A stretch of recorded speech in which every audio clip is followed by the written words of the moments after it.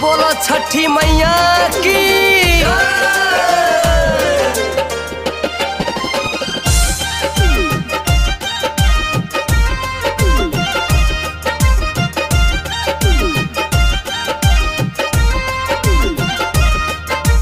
अबरिक पबनी करे सजनी नारियल उखिया सजाका ए घट चमचम ए घट रमझम लागे ये छठी माँ का।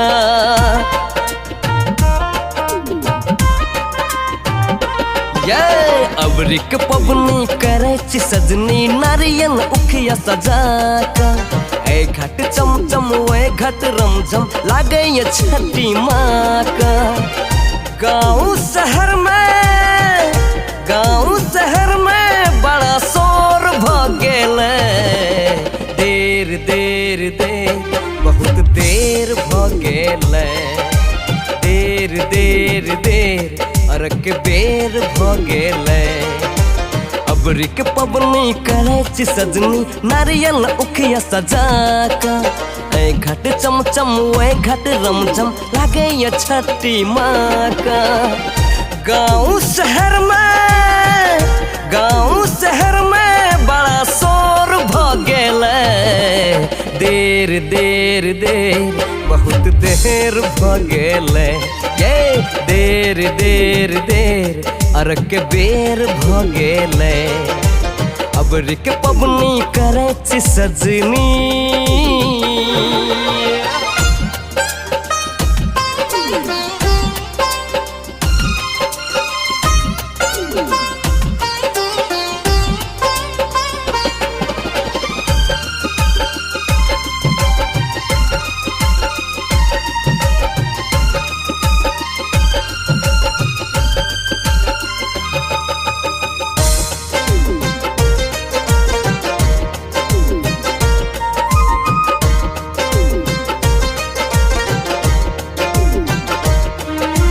लंगड़ा लूल्हा अंधा बहरा बाजिन शीश झुकावे अपनो आंगन बउआ खेलते चलू अर्घ लगावे।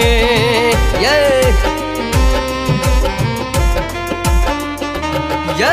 लंगड़ा लूल्हा अंधा बहरा बाजिन शीश झुकावे अपनो आंगन बउआ खेलते चलू अर्घ लगावे। छोरू सब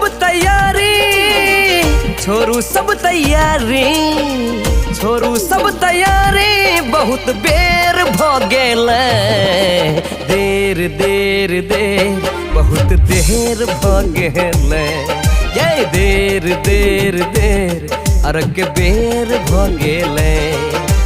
अबरिक पबनी करे सजनी।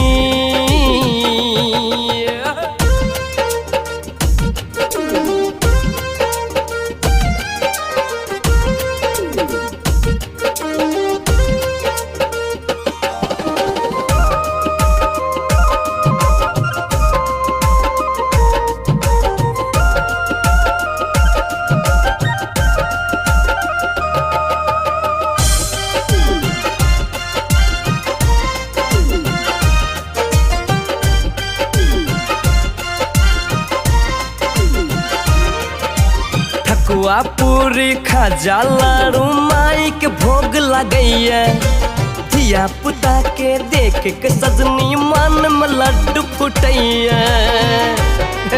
सुना ये ठकुआ पूरी खाजा लाड़ू माई के भोग लगैया धिया पुता के देख के सजनी मन में लड्डू फुटैया। चिड़िया बोलैया